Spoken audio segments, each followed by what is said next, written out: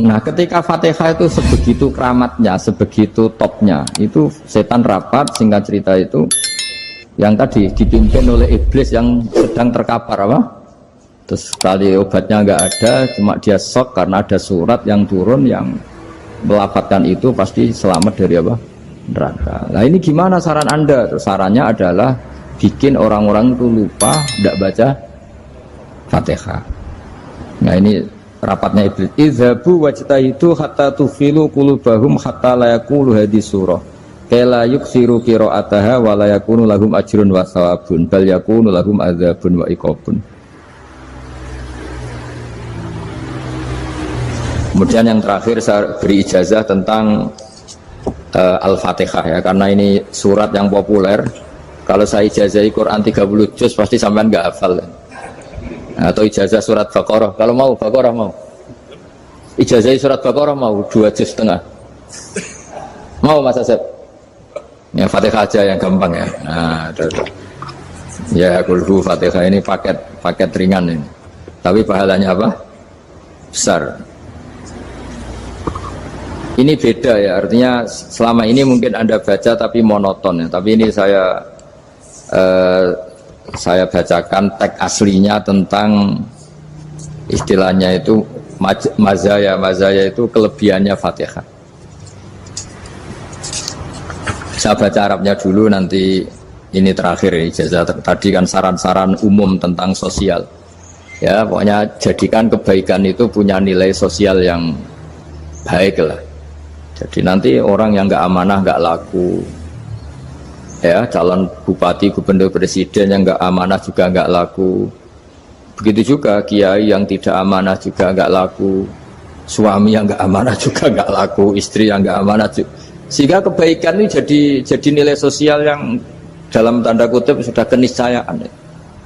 Yang diinginkan Allah itu seperti itu, bukan kebaikan yang dipaksakan karena kekuatan negara. Maksudnya kalau bisa kebaikan itu tidak usah dipaksakan. Memang satu apa ya, sudah satu kebutuhan.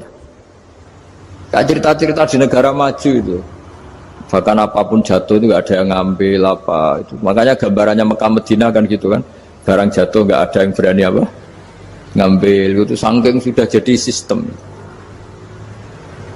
Nah, sehingga banyak negara di Eropa itu yang sampai nggak punya tentara, nggak punya polisi karena kebaikan sudah. Nah kita kan masih capek, polisinya aja capek apalagi masyarakatnya, karena ya apa ya, kebaikan itu belum jadi nilai apa bersama. Nah kita selain ditopang negara, ada polisi, ada tentara, itu kita usahakan kebaikan itu jadi nilai apa bersama. Ya, tadi wa'tamiru bainakum bima'ruf. Dan kita punya reputasi yang bagus dalam bab ini. Saya masih ingat kecil saya itu yang jilbaban hanya keluarga kiai. Sekarang rata-rata masyarakat itu jilbaban. Dulu yang sekolah SMP, SMA itu jilbaban kadang dulu malah dilarang ya, harus sama seperti itu seragamnya.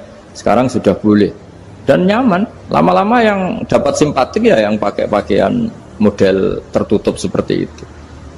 Lama-lama gamane cara wong golek mantu ya golek yang seperti itu daripada yang blodor. Lama-lama jadi nilai bersama. Ya ingin saya seperti itulah. Di terminal juga sama. Orang mau makan cari warung yang kelihatan ada ayat kursinya, pakai jilbab, atau paling enggak dia enggak mungkin lah nyuguhkan yang tiren atau yang haram. Akan ada garansi sosial, ada apa? Ada garansi apa? Sosial dengan penampilan yang soleh itu kan, masa iya nyuguhkan oposan babi gitu misalnya itu. Jadi nilai sosial itu harus, ya tadi harus benar-benar jadi nilai. Sehingga negara biar enggak capek-capek. Polisi juga gak capek kan, karena tugasnya orang Jawa mau ngawat-ngawati tok, tapi sudah tidak perlu tegang karena kebaikan sudah jadi nilai apa bersama. Ya, ingat-ingat ya ayatnya tadi, wa'tamiru bainakum bima'ruf. Jadi kebaikan itu harus jadi nilai bersama. Iktimar itu menjadi urusan bersama. Makanya kalau kita rapat besar disebut apa? Muktamar. Muktamar itu urusan bersama. Tadi imamnya sholat juga menopang Gojek karena nggak lama-lama nopang Grab, nopang Kernet, nopang penjaga Indomaret, penjaga bensin, pom bensin. Nah dia hanya punya waktu 5 menit terus imamnya baca Baqarah kan. Iya imamnya mursyid, mungkin dia tambah lama tambah dapat aplaus dari muhibbinnya, tapi makmumnya Dia tambah lama dapat penghormatan dari pecintanya, tapi kitanya wah khusyuk wali kan, dia dapat status naik lah. Kita yang sudah tidak ikut jadi wali diganggu apa pekerjaannya. Kalau ada imam seperti itu sampai mufarokoh saja, niat ya Allah sampai sini saja, saya makmum orang itu, silakan orang itu punya urusan sendiri dengan jenengan, ya sudah, atau salib saja apa ya, itu boleh. Kalau dalam fikih namanya apa, mufarokoh. Mufarokoh itu niat, tapi kamu jangan langsung selonong mufarokoh, niat dulu pamit sama Allah bahwa sekarang mau mufarokoh. Ya, tapi ya jadi sholat yang aneh kan, imamnya masih rukuk, kamu terus sujud, terus apa-apa selesai ya. Mungkin dalam pandangan itu orang lain ini maksudnya makmum gimana ini kok begini. Tapi sudahlah, Allah Maha tahu. Nah, insya Allah dimaklumi. Ya saya baca tentang Fatihah ya, karena sampean pasti sering baca Fatihah. Supaya apa sekaligus jadi jimat lah gitu. Jadi kalau kamu sering di jalan-jalan yang mungkin sepi, atau mungkin kan tidak semua teman Grab itu nasibnya bagus yang di Semarang Jogja, mungkin yang di Kalimantan di Papua kan ada yang 10 kilo gak ketemu rumah ya kan, ya lihat di TV-TV itu kan kasihan kan, sudah 10 kilo gak ketemu rumah, penumpangnya kewekar preman tuh kan, ini makan orang enggak kan, udah kan ujiannya dua. Kalau penumpangnya cantik itu ya kecoba syahwat, kalau preman takut. Jadi orang itu selalu ujian itu. Sing sedengan itu kan jarang orang itu. Jadi kalau penumpangnya perempuan cantik ujiannya itu syahwat, kalau preman ujiannya ketakutan. Kalau orang yang lemah bawa uang ujiannya kamu ingin garong. Jadi hidup itu memang semuanya ujian. Liyabluwakum ayyukum ahsanu amala. Makanya saya sering ditanya oleh teman-teman, Gus, nah ujiannya kenal wong wedok elek piye? Sama. Kenal wong ayu ujiannya syahwat, kenal wong elek ujiannya ngenyek, itu sama-sama dosa. Syahwat ya dosa, ngenyek juga dosa. Welek keriting untune metu ya dosa, ngomong gitu. Kadang-kadang orang berpikir enak kancanan wong elek gak dosa. Kata siapa? Kancanan wong elek itu ya dosa, karena bawaannya ngenyek. Ngenyek itu menyepelekan itu. Makanya saya itu ya gak mau berteman sampean. Nanti kan bawaannya ngenyek atau seneng ya tidak tahu. Ya sudah, ada takdir saja, kalau ketemu ya tak ulang ngaji gitu. Tapi ini ngaji terakhir, setelah ini ngaji biasa aja, tidak usah resmi gini. Ngaji kok resmi aneh. Pokoknya nanti suatu saat kalau pandemi sudah berlalu, saya akan ngaji Rebone. Lalu ini ngaji. Ini ngaji yang kurang bagus karena ngatur kiai kurang berkah ini. Nanti tapi ya lumayan lah, masih mau ngaji. Ngaji kok tanggal ini, jam ini. Sekarang suatu saat kamu tak panggil, Mas Wahyu datang ke sini jam ini, tidak mesti bisa. Mungkin pas ada acara apa, oh, maaf ke sini pas ngecek, pas apa. Jadi ya sudah, tapi tak maafkan, enggak apa-apa. Takdir ya. Tak bacakan supaya sampean tahu keramatnya bismillah. Nah, sebelum saya bacakan bismillah Fatihah, tak beritahu tentang ilmu tafsirnya karena ini penting sekali. Fatihah itu dawuhnya Allah, tentu itu dawuhnya Allah. Saya ulang lagi, itu kalamullah. Tapi yang sudah diberikan kesampaian ke kita semua. Sehingga seakan-akan itu menjadi dawuhnya kita ke Allah. Jangan salah loh ya. Fatihah itu dawuh Allah tapi sudah diberikan ke kita. Sehingga posisi kita itu yang punya itu. Nah, kenapa ini perlu dijelaskan? Karena nanti ada kalimat iyyaka na'budu wa iyyaka nasta'in. Kalau itu masih kalam Allah, berarti Allah ngomong ke kamu, ngendikan ke kamu, kepadamu aku menyembah. Masa Allah menyembah kamu? Nah, sehingga ilmu tafsir itu menyelesaikan itu dulu ya. Saya ulang lagi ya, sebelum sampean sering baca Fatihah, aku yakin ya sering baca. Tapi barokahnya tidak paham itu tidak pernah janggal. Enggak paham itu ya penting supaya tidak iskal, tidak janggal. Sebetulnya di kalimat itu ada yang janggal. Kalau Fatihah itu kalimatnya Allah atau kalam Allah, bagaimana dengan kata-kata iyyaka na'budu? Masa Allah ngendikan ke kita, kepadamu kami menyembah? Masa Allah menyembah kita? Maka penyelesaiannya secara ilmu tafsir gimana? Semua ulama mengatakan, bukan satu dua, semuanya mengatakan di Fatihah itu semuanya diberi kawalan kalimat. Saya ulang lagi ya, di Fatihah itu semuanya diberi awalan kalimat qulu, katakan wahai hambaku begini. Ya, katakan wahai hambaku begini. Nah, begini ini pelajaran dari Allah yang sudah diberikan ke kita. Terus kita mengatakan bismillahirrahmanirrahim, alhamdulillahirabbil, termasuk kita mengatakan iyyaka na'budu wa iyyaka nasta'in. Jangan bayangkan Allah ngendikan ke kita. Kalau Allah ngendikan kita berarti gini, hei wahyu, ihdinas siratal mustaqim, tunjukkan saya jalan yang benar. Nah nanti kamu terus, ya Allah, Anda aja minta tolong saya minta tolong siapa kan? Jadi panjang kan? Ya, saya ulang lagi ya. Jadi itu di Ulumul Quran diterangkan gimana? Sebelum baca Fatihah, ya. Fatihah itu kalamullah, ngendikane Allah, tapi yang sudah diajarkan ke kita dan sudah milik kita, sehingga kalimat itu menjadi milik kita. Tapi ya kalamullah, tetap kalamullah, tapi sudah menjadi milik kita. Udah paham ya? Ya pinter nah. Ya, karena kalau tanpa penjelasan seperti ini, Anda akan iskal. Bagaimana Allah, iskal itu janggal, bagaimana Allah mengatakan iya anak butuh. Kan jadi aneh ya? Ya, jadi tak jelaskan secara ilmiah ya. Jadi kata ulama-ulama tafsir, ayat-ayat Quran seperti ini sebetulnya dimulai dari qulu apa? Meskipun nggak dilafatkan. Itu kan sama dengan qul huwallahu ahad Muhammad, katakan kalau Tuhan itu satu. Ya namanya Quran itu kan kalam Allah, membina nabinya, membina umatnya. Makanya dikatakan atau enggak, di sini tersembunyi kata qulu, katakan. Ya, jadi ya ibarat apa itu? Kamu ngajari anak kamu lah, panggil jenengan bapak kulo.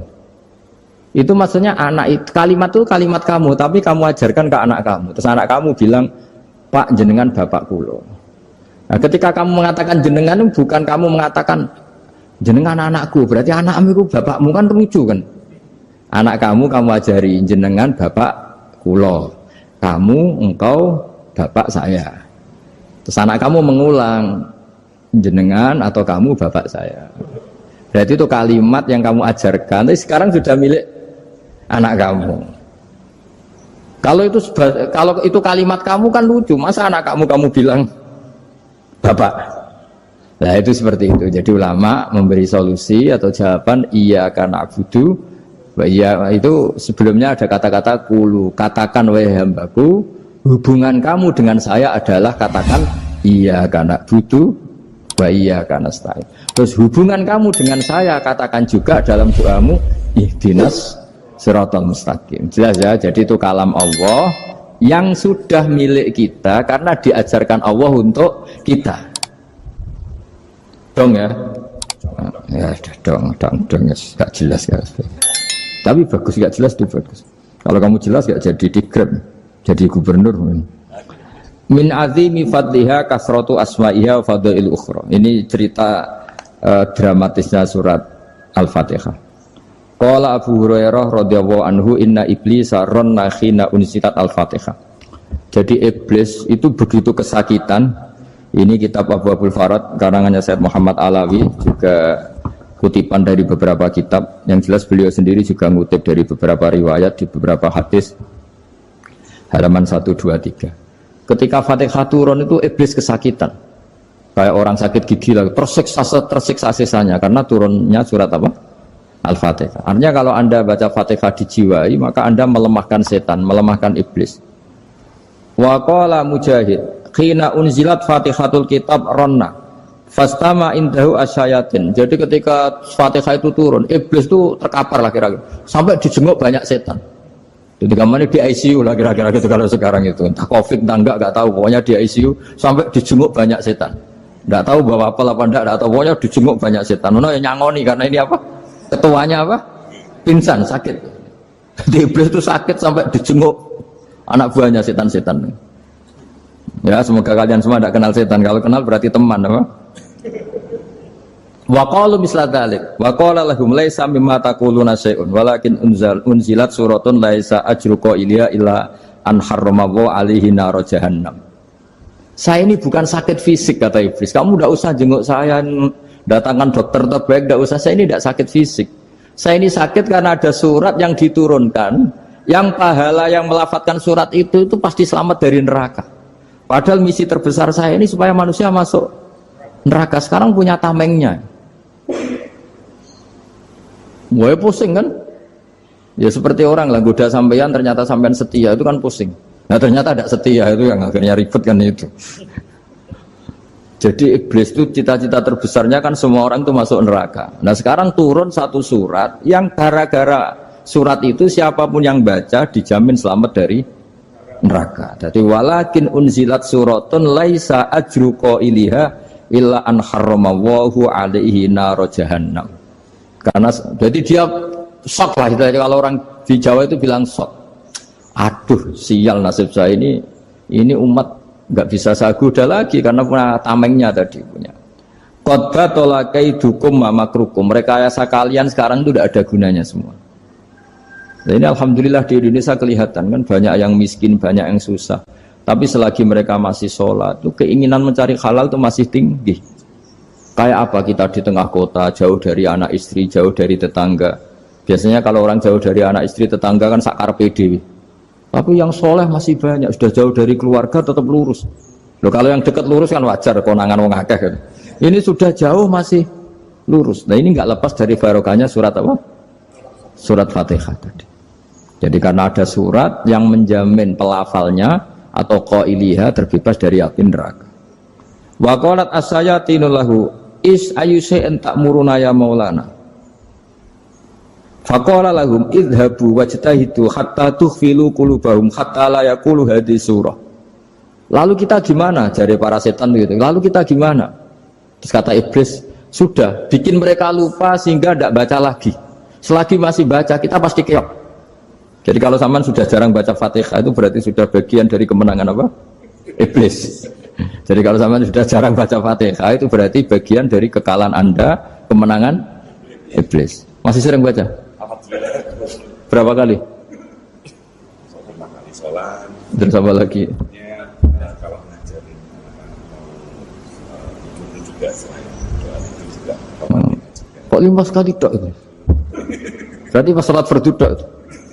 Enggak 5 kali itu mendingan itu 17. Kamu itu ngitungnya jangan 5 ini. 5 waktu saja. 5 waktu itu berarti lumayan kan? Berapa? 17 ya? Iya. 17 ya? Ya. 17, tapi kalau makmum tuh sering separuh kan, apalagi makmum tarawih. Ya kan? Makmum tarawih itu bacanya Fatihah ada yang sempurna enggak ya? Ya enggak lah. Baru alhamdulillah rabbil alamin ruko ikut ruko gitu. Makmum kan yang tarawih lah Mas. Kalau tarawih jarang sempurna ya. Fatihahnya itu. Kan imam sudah ruko. Kamu bacanya Fatihah sampai mana tuh? Baru setengah ya. Ya paling pas tarawih aja kan enggak sempurna ya. Apalagi kalau imamnya sing kilat tuh waduh malah. Nah ketika Fatihah itu sebegitu keramatnya, sebegitu topnya, itu setan rapat, singkat cerita itu yang tadi dipimpin oleh iblis yang sedang terkapar apa? Terus tadi obatnya nggak ada, cuma dia shock karena ada surat yang turun yang melafatkan itu pasti selamat dari apa? Neraka. Nah ini gimana saran Anda? Terus sarannya adalah bikin orang-orang itu lupa, tidak baca Fatihah. Nah ini rapatnya iblis. Idzabu wajtahidu hatta tufilu qulubahum hatta la yaqulu hadhihi surah. Kala yuksiru qira'ataha wa la yakunu lahum ajrun wa thawabun bal yakunu lahum adzabun wa iqabun.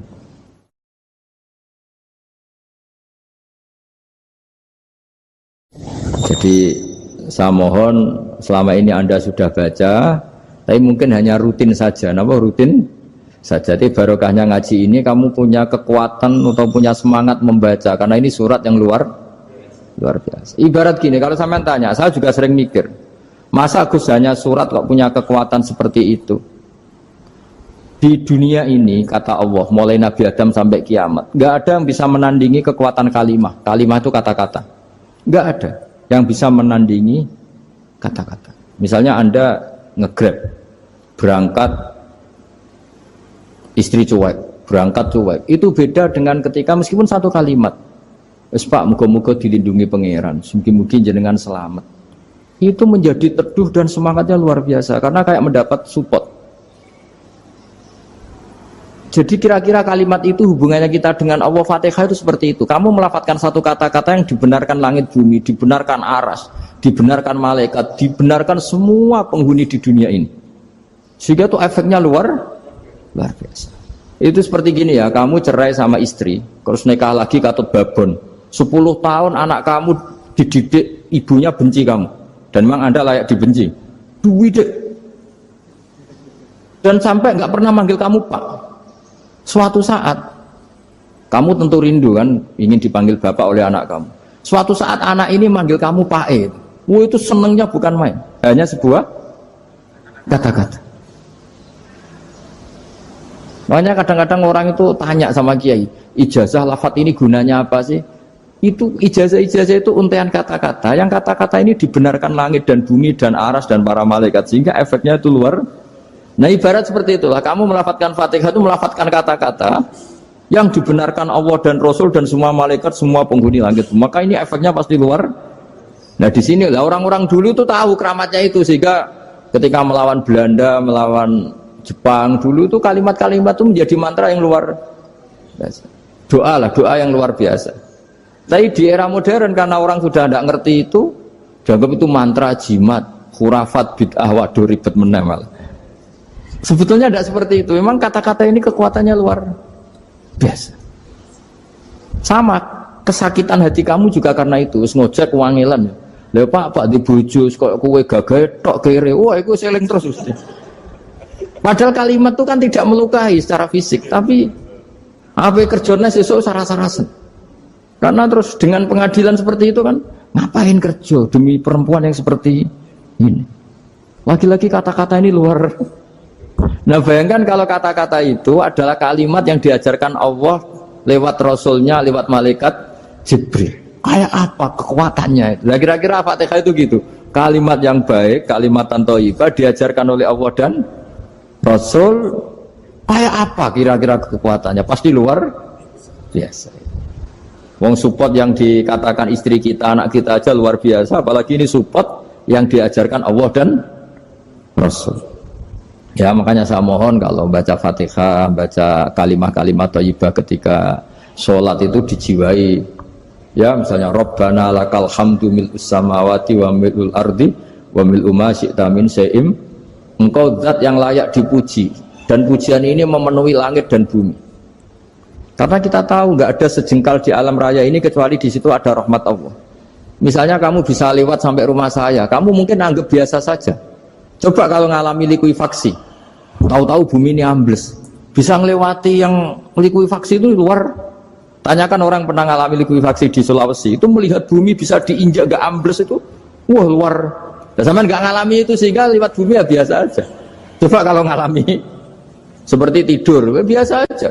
Coba kalau ada gempa, bahwa bumi tenang ini sudah nikmat yang luar biasa. Masa kamu ngaku nikmat nunggu digituin? Ya kan? Nah, makanya baca Fatihah dijiwai lah, bahwa ini kalimat yang luar biasa. Nah, saya teruskan ya. Warwa Muslimun fi sahihihi an Ibnu Abbas radhiyallahu anhuma annahu qala bainama Jibril alaihi salam qaidun dan Nabi itsami anaqidan min fawqih farafa'a ra'sahu faqala hadza babun minas sama futihal yawma lam yuftah qaddu ilal yaum fanazala minhu malakun faqala hadza malakun nazala ilal ardi wa lam yanzil qaddu ilal yaum fasallim faqal absyir binuraini qad uti tahuma lam yu'tahuma nabiyyun qablak Fatihatul kitab wa khawatimus suratil Baqarah. Jadi suatu saat Jibril ini jagongan kira-kira gitu sama Rasulullah. Tahu-tahu langit itu gemuruh. Karena langit gemuruh kata Jibril terus semuanya ngangkat kepala ke langit. Ini pintu langit baru ini dibuka, yang sebelumnya tidak pernah dibuka seperti ini. Turunlah malaikat, yang malaikat ini pun malaikat spesial, yang nggak malaikat murahan lah kira-kira gitu, yang nggak pernah turun ke bumi kecuali juga saat itu. Dengan penyambutan yang luar biasa, dengan semuanya tidak pernah terjadi. Hanya karena bahwa surat Fatihah. Jadi ini surat yang luar biasa, pengawalannya lewat malaikat yang spesial, nggak pernah turun di bumi kecuali saat itu. Penyambutannya juga nggak pernah seperti itu, baru seperti itu. Jadi semuanya itu spesial. Nah, kenapa ini spesial? Karena di situ ada isi puja-puji kepada Allah Subhanahu wa ta'ala. Ada ikrar kita, alhamdulillahirabbil alamin, arrahmanir rahim. Ikrar ini penting. Kalau contoh paling gampang gitulah. Kamu punya istri selama ini cerewet terus. Suatu saat ngomong, Pak, tak angen-angen ra ono wong lanang koyo sampeyan. Wah, itu langsung tidak ada lelaki sebaik engkau. Itu sampean senengnya, masya Allah. Karena ada ikrar dari seorang istri ke kamu. Nah, bayangkan kalau ikrar kita sebagai hamba diakui oleh Allah Subhanahu, maka ikrar ini akan dicatat sebagai kebaikan kita yang kita panen nanti di akhirat. Karena ada ikrar. Kita ikrar bahwa alhamdulillah rabbil alamin. Kita ikrar ar-rahmanir rahim. Kita ikrar maliki yaumiddin. Kita ikrar iyyaka na'budu wa iyyaka nasta'in. Sampean misalnya jadi orang Indonesia, ketemu orang Indonesia yang makmur di Jerman, terus lupa Indonesia. Kamu orang Indonesia? Enggak, saya enggak orang Indonesia. Mangkel gak kira-kira? Mangkel. Karena salah ikrar kan gitu. Ya, jadi saya mohon jangan anggap kalimat itu hal yang biasa, tapi luar biasa. Nggih, ngoten mawon. Assalamualaikum warahmatullahi wabarakatuh.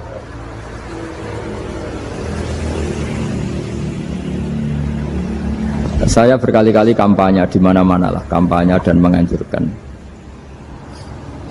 Di antara catatan dalam Suhufi Ibrahim wa Musa kan ada kan di Quran itu yang dinamakan lampiran-lampiran wasiatnya Nabi Ibrahim dan Nabi apa? Musa. Itu di antara catatannya begini. Orang yang punya akal itu adalah orang yang bisa menikmati sesuatu yang baik. Misalnya gini, contoh gampang gini. Kamu punya anak pertama atau punya anak yang masih kecil, itu gendong tuh senangnya bukan main, melihat anak sehat tuh senangnya bukan main. Mungkin saat itu banyak orang yang sedang maksiat dengan perempuan nakal atau dengan teman-teman nakalnya yang nganggap seperti itu tidak nikmat. Tapi andaikan ini ditimbang ya ditimbang. Yang maksiat tulan misalnya paling ukuran bahagianya itu 70%. Tapi yang ini, yang nimang anak baru lahir atau masih kecil, corong Jawa ngeloni anak, bisa saja bahagianya itu sampai 100%.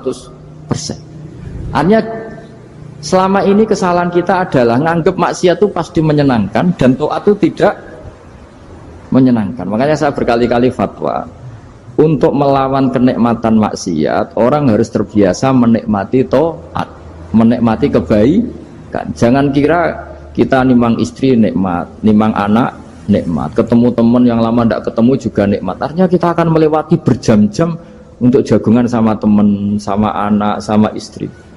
Dan itu harus kamu nikmati supaya mengganti tidak berkebutuhan nikmat yang lewat jalur maksiat. Jadi saya mohon sarana-sarana yang menyenangkan itu, yang taat itu kita maksimalkan. Makanya bapak saya itu sering pesen, kowe nak ngaji sing guyon, sing seneng.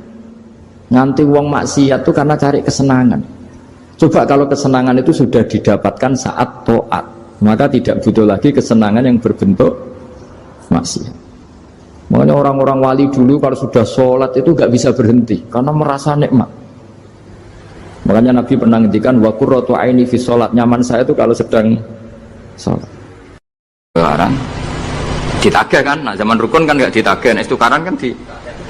Terus kita jadi kiai bingung. Jare sing ngutangi kon 7 juta, mergo pedet dihitung. Jare sing utang, murian mau 3.000, Gus. 3.000 untuk pentol, siomen. Woi kata pantan teng karep kula. Sing utang seneng 3.000, sing utangi seneng 7 juta. Lah saiki bareng, ya nak ngono sawur pedet ta mending ngono. Pedet apa, Gus? Sisi tok milih pedet limusin. Sisi tok milih pedet biasa, dhisik pedet biasa. Lah ya pedetku biasa iku cara nak mbok utang wis ndek anak putu.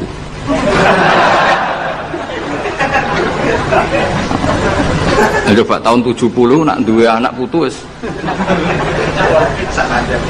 Oh luas kok ndek. Coba. Tapi jare sing utang, lah anak mati. Coba kalau kamu jadi kiai itu coba mau apa coba? Mulane wong dadi kiai iku berat-berat itu.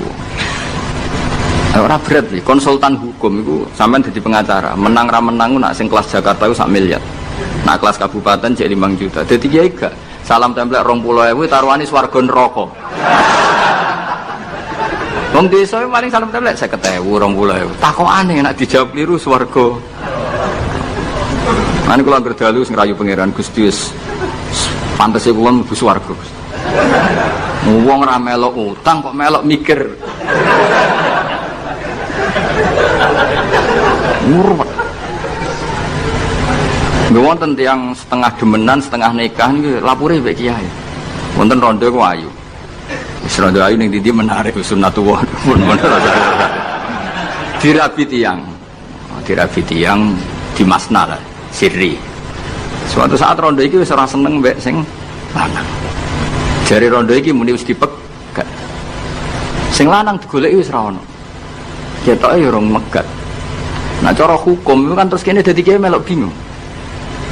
Bingungnya itu nak merodone ayu kita tambah bingung meneh, kita rabi ta ora malah bingung meneh. Ora mboten bingung hukume, nak iku ora kowe selera-seleramu. Enggak, kula mboten kepikiran.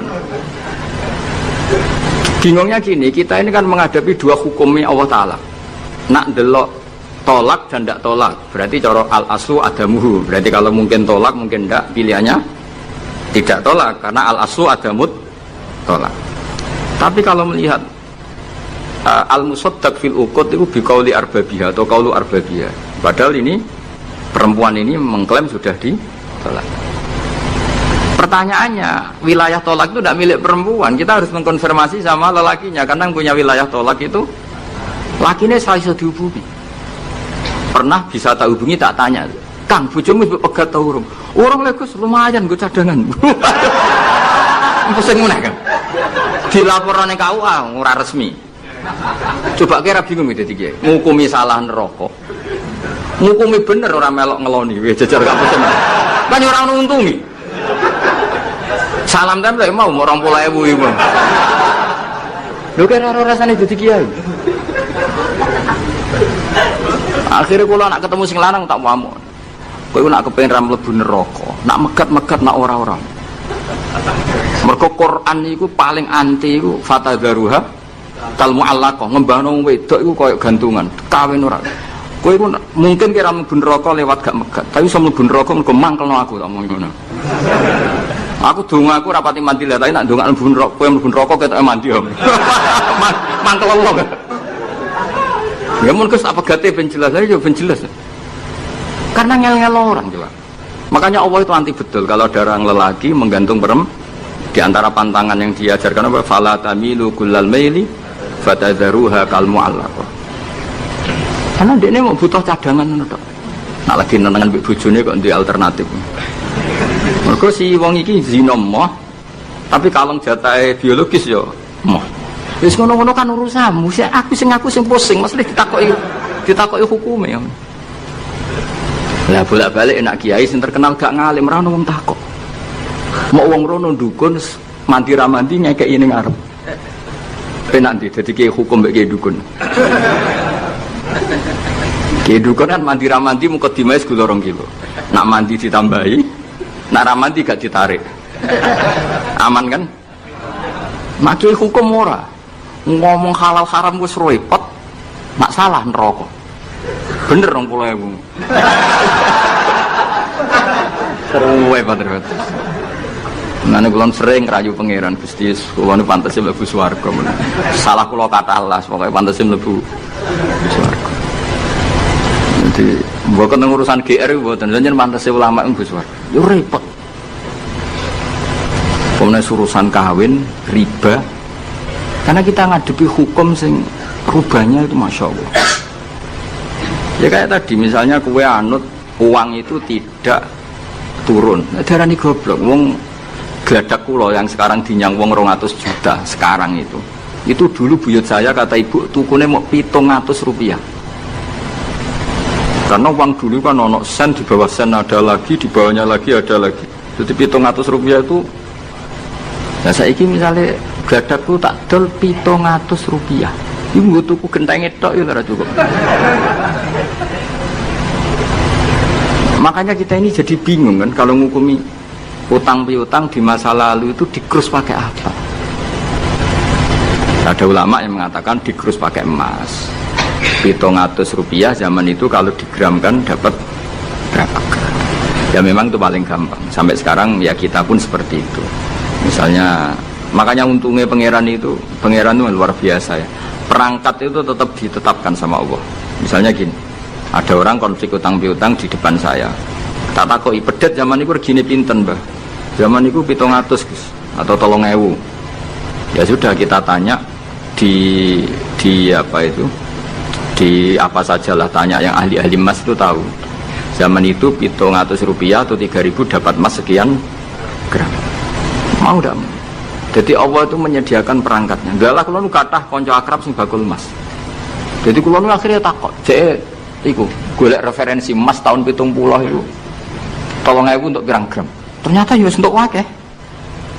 Karena polanya sama, napa? Emas itu kan sama terus sampai ila yaumil kiamat. Makanya bank di dunia pun, World Bank maupun BI sampai sekarang acuannya tetap harga emas. Iku Allah Subhanahu wa taala. Allah itu zat sing maha pinter. Jadi nilai dolar, nilai rupiah gak stabil tapi harga emas tetap stabil. Artinya gini, kalau kita utang 1 juta zaman itu kok untuk emas 2 gram, 10 tahun kemudian ya sudah, pokoknya emas 2 gram. Meskipun sekarang harganya 4 juta. Paham ya? Jadi tetap Allah itu damel perangkat. Akhirnya kula jadi ulama ya rapati bingung. Yus pokoknya kruse emas ku piro? Iki nak kowe anut aku. Mungkin sing mbok takoki aku. Nah nek anut aku ya aja takok aku. 20.000 ngajak neraka.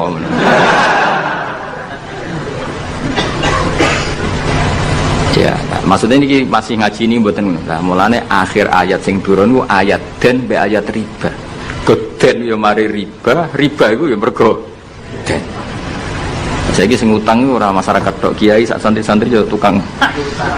Mulane BPKB-ne udah pinter-pinter. Nak sekolah do suwi ya? Apa sediluk? Ada enggak orang punya motor BPKB-nya di rumah? Ada 10% sak kampungmu. Sekolah pinter lah. Enggak, maksudnya dari satu kampung itu sing BPKB ra sekolah pirang persen? Berapa? 0%. Oh, no. Berapa tidak? Oh, no, itu berarti wong kusur. Guling mesti itu tukang gadekno. Pirang persen Kang Ali? 10 ono. Dari iki ora ono. Jane ono 10. Ono.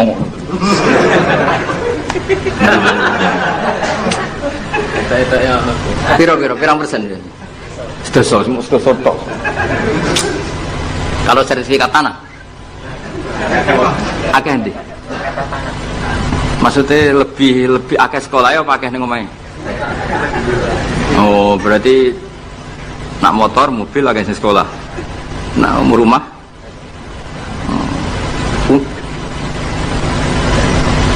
Akeh sing aman. Alhamdulillah.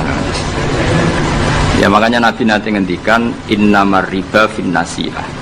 Ya innamar riba finnasiyah. Karena maksudnya riba itu normalnya memang gara-gara tempo.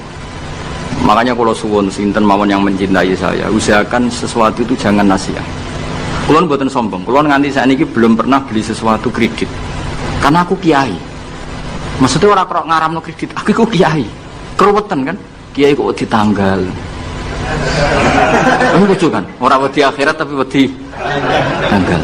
Misalnya mobilku kok kredit itu kan wedi tanggal. Lucu kan? Nah gue kan pantas orang pati kiai. Kan? Lucu kan? Soal lucu, boleh lucu. Tapi orang haram. Haramnya sama randi mobil. Tapi nak iso nak kiai terutama wong alim ya. Nak kiai rapati alim rapopo. Nak sing alim-alim kan iman. Karena beda ya fungsinya ulama sama kiai. Kiai itu orang soleh yang harus kita hormati. Seorang kiai itu orang soleh yang harus kita hormati. Tapi biasanya kan enggak pati totokan hukum. Nah ulama itu pusing tenan. Takokane wong aneh-aneh. Wis aneh. Kemudian kadang ono wong dibojo nganti loro, sing lanang ku loro. Ya perkara gitu. Mengkonfirmasi pertama kata suaminya menceraikan, akhirnya sing wedok wani rabi, waline wani ngrabekno. Jebule klaim bojo pertama tidak mencerai.